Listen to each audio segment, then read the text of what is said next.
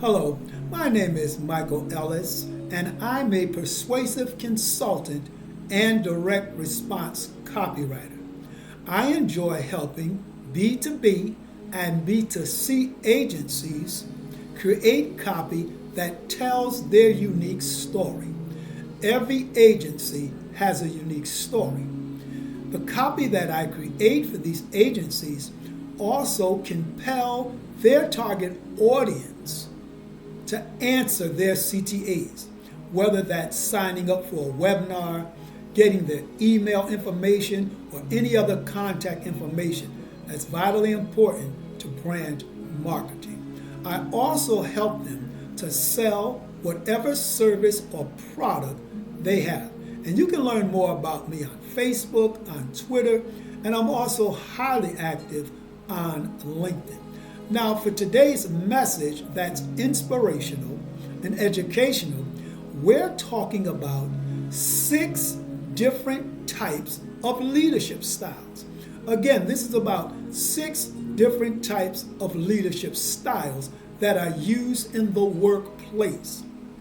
Now, all 6 of these leadership styles actually start in the home, either through a couple that's married, double parent home, single parent home.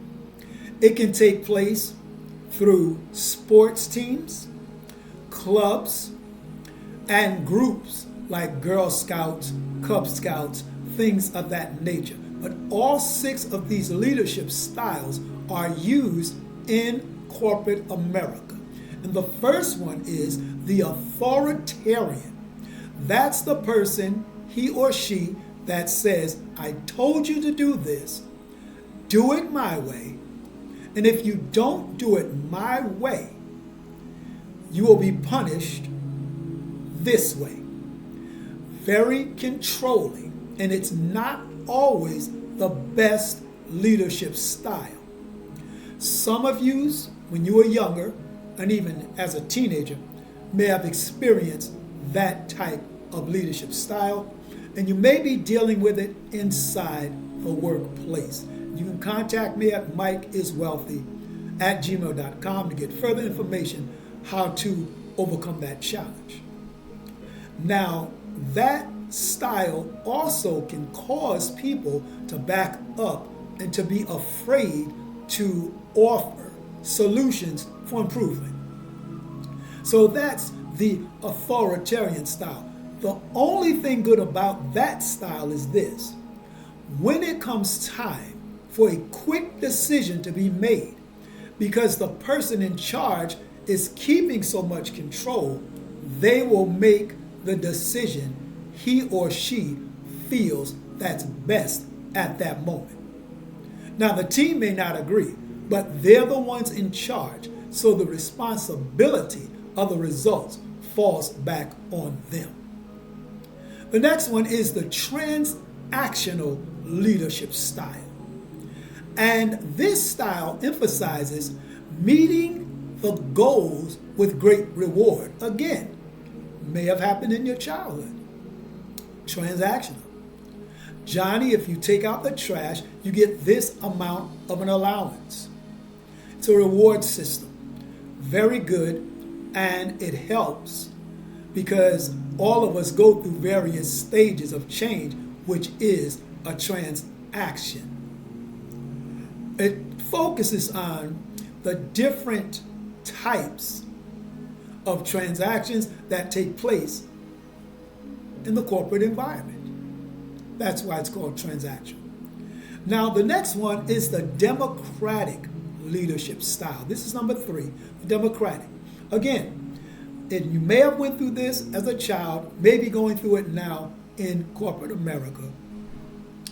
And this one is the most effective because it delegates and allows people in their different areas of expertise to maximize their full potential.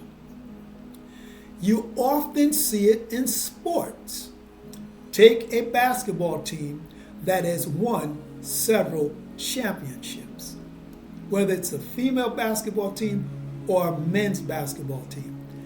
Everyone that holds a position is delegated to that position because the coach and coaches feel that they are the best ones to function as a guard, a center, a forward, so on and so on. You may have dealt with that as a child. Susie is better at doing the dishes than everyone else in the house. Johnny is more responsible at taking out the trash, so that's democratic delegation, and it's highly effective. Highly effective. The fourth one is the coaching style. Again, you may have experienced that as a child and in the workplace, and usually people that are involved with sports at a young age will adapt concepts from that style and take it into adulthood, which is highly marketable and very, very, very valuable. So the coaching goes by guidelines and boundaries. Anyone that plays sports knows that. A red flag going forth in football because of a certain action, a foul, a certain action in basketball, a striking out in baseball. So they're used to following rules and regulations, and that's a good thing. The fifth one is the transformational. The transformational leadership style is the best for high performance because the person in charge motivates and inspires the team to evolve if the system they're using is ineffective. In other words, it's like a computer system. Computer systems automatically update software and things of that nature, hard drives and whatnot. The transformational leadership style does that to a T. And again, you may have went through that through childhood and brought a lot of that, hopefully, into the business world. So these leadership styles are very important. And then you have the Faisalabert, the last one. We said authoritarian, number one. Transactional is number two. Democratic is three. Four is coaching. Five is transformational. And six is the laissez-faire, or I allow you to do what you want because I feel that you're good at it. Some homes are run like that. And that's one reason why we see a high increase in crime and illegal activity in various communities and bringing destruction because someone thought a child was not accountable and responsible for their actions. They were allowed to do as they saw fit in the eyes of the parent and the child. That happens in corporate America. So that style is very, very, very ineffective. And there are several things people need when they come into a work environment. Number one, they need to be allowed to be themselves. Years ago, Danny Bell wrote a song called The Designer's Original. People need to be who God has called them to be. And one thing God has not called people to be is a homosexual and a lesbian. You are not born with that inside of you because God does not create freaks. He doesn't make mistakes. So let's get that clear. Doesn't matter how you think about it, how you feel about it. The scriptures declare that God made male, he, and female, she. No in-betweens. So people need to be allowed to be themselves. And if they're other than their proper gender, there's something else, and they cannot fulfill the destiny and purpose that God has called them to. Everything I believe is based on biblical principles, which has been proven over the years to be highly effective and successful when followed. So the next thing they need is opportunity. People don't get up, get dressed, go to college, study, and come to a work environment to feel like they're stifled and closed in mentally and in the physical realm of never giving opportunities for more training and to advance in their careers. So there's a lot of companies functioning under that. They're not giving their employees proper opportunities. The next thing, the third, that people need inside a work environment is they need to be able to fall back because they know they have moral support and there's solid teamwork in that agency. There's a gentleman down in Atlanta, done something I never heard of, and it's positive. Ronell, down in Atlanta, when his team has a sales meeting and the weather is nice, they go for a sales walk. He's posted this on LinkedIn. That's phenomenal. Because here you have a humble leader of a thriving business that lets his employees know we're going to get out of the work environment. We're going to go outside, get some fresh air, hear the birds chirp, feel the sun on your body, feel the breeze in the air, see the trees in the sky. All of that stuff is very, very, very fruitful to each individual and the team. It's a big breath of fresh air. That is vitally important to do something different. Google has places in their facilities, daycare. People can play games. They can also take naps, power naps, to get recharged. Very important to think outside the box when you're dealing with employees that need to fall back and get that team support. Because remember, teamwork makes the dream work. You can read a book by Malcolm Gladwell called The Outliers. And in that book, he discusses how the Asian culture sees numbers different, especially the number 2. The multiplication system is advanced. A lot of people don't know that. And he talked about rice farming. He said to the average eye, rice farming looks just like water, mud, people with their pants leg rolled up in the hats and just bending down, picking, just picking and planting. He said it's much more intricate than that. The way they designed the irrigation system is phenomenal. What it does to how the crops harvest through various seasons and make them high quality rice is phenomenal.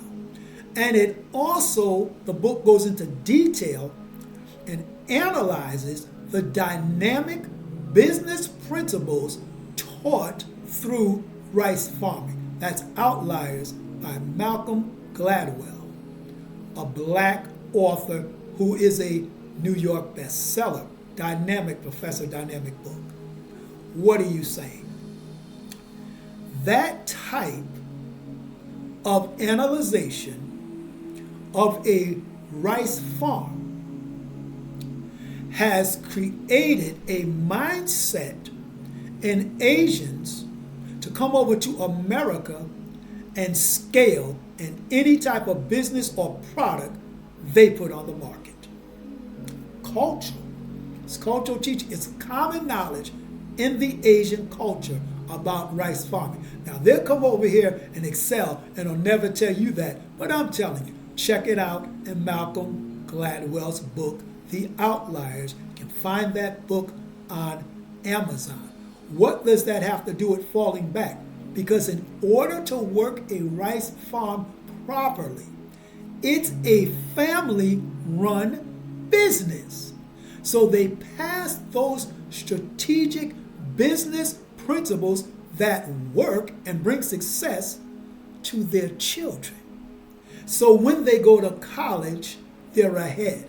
And on top of that, their school system is geared towards maximizing knowledge over emphasizing grades. From grades 1 to 4, the Asian culture doesn't even focus on grades at all. They stay in school longer. They focus on things like punctuality. Well, nobody wants a worker that's always late. They focus rather on things like respecting other people's economical status no matter where they are. So they come into the job market without a bias, the smart ones. There's some that get mixed up in their identity and try to act like something they're not. We'll admit that. But for the most part, they see people as human beings able to be trained and collaborate, cause solid synergy, and maximize their full potential. That all deals with fallback.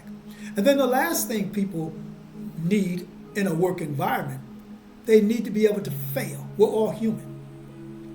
None of us is going to hit the mark 100 times. We'll try our best, and if we miss the mark, the mature group of us in society are willing to take and deal with the consequences. Now, I worked at AT&T for 10 years. Their method of fallback was basically non-existent. When someone failed according to their unrighteous and unethical rules, they were highly punished. And it was so unethical that it caused stress inside the workplace. Not so much between the workers, because we empathize with each other, but between management and employees. And 17 people that I counted over the 10 years died because of stress-induced medical ailments. Stress can do a lot of things. Talk to any neurologist, any specialist of the brain and nervous system, and any highly recommended psychologist, behavioral science, male or female, they'll tell you that I'm correct. You can Google it as well. That stress caused 17 people to die because of unethical types of punishment. They would change the scripts almost every 2 to 3 months. And if this call comes in, say that. If that call comes in from this state, say this, say that. There was too many variables. And it caused a lot of tension, stress, confusion, and death amongst several workers. 17 as a matter of fact. So the failure factor there was just about non-existent. Because their punishment was not punishment, it was torment. And you know, I study human behavior, and because when certain things are happening in corporate America and certain leadership styles are not in place, like the coaching style, the democratic style, the transactional style, the most effective ones, when they're not in place, this is what happens. These are real stats. First, SHRM said in 2019, an average of 3.5 million people resigned from their corporate American jobs. Second, in 2021, 47.8 million workers quit their jobs. That's an average of 4 million people each month. Thirdly, according to CNBC, about 50.5 people quit their jobs in 2022, beating the record set in 2021, which was 47.8. Now let's add up what happened in 2019. 3.5 million people resigned. 2021, 47.8 million workers left corporate America.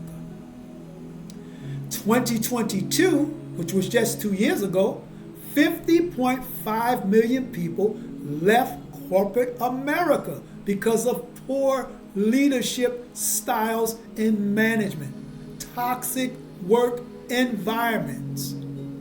So all of those figures come out to 101.8 million people that have left corporate America in just 4 years. That's an insane number. Add it for yourself, look it up, go to SHRM, Google it about the Great Resignation. Go to CNBC, Google it about the 50.5 million that quit their jobs. That's a total of 101.8 million people left corporate America in 4 years, 2019, 2020, 2021, 2022. That's 4 years. That's crazy. That's about 27.5 million people a year. All because the leadership style was not correct. So if you're a leader and you're facing challenges in the workplace, don't start with the workers, start with you. Examine yourself. What are you doing? What are you not doing? How effective has it been? How long has the problems been going on? How are you or your management team contributing to those problems? And then you go to an objective thinker who is highly focused and purpose-driven, a business consultant. And you be honest and open about your situation. Share the stats with them. There's an analytical report that shows relationships between management and employees that a lot of agencies and Fortune 500 companies, number one, don't want the average person to know, much less ask to see it. It's public information. You can ask for it. There's a technical name. I just call it an analytical report between your management teams and your employees. They know what you're talking about. This is something you can use, a stick of dynamite, when you're going through an interview. You ask that question and watch the face of the interviewer. I'll get back to you. Okay, get back to the person then. Be honest. That lets them know you're not coming in ignorant. You know things that happen behind the scenes. And your question subtly is it happening here? Marvin Gaye said, what's going on? And even his leadership style, unfortunately, was jacked up because of the way he left this earth. So there you have it. Those stats are very important. Those leadership styles are important, all 6 of them. The 4 things that employees need when they come into a work environment, no matter what kind of work it is, it's human necessity to have those things there. So my name is Michael Ellis. Again, I'm a persuasive consultant. I help business to business, B2B, and B2C, business to customer, agencies, to create copy that tells their unique brand story, compels their target audience to answer their CTAs, and to sell their services and products. Again, my email is mikeiswealthy@gmail.com. I'm on LinkedIn, I'm on Facebook, I'm on Twitter and Instagram, but I'm most active on LinkedIn, Facebook, and Twitter. God bless you. Have a good day. Bye-bye.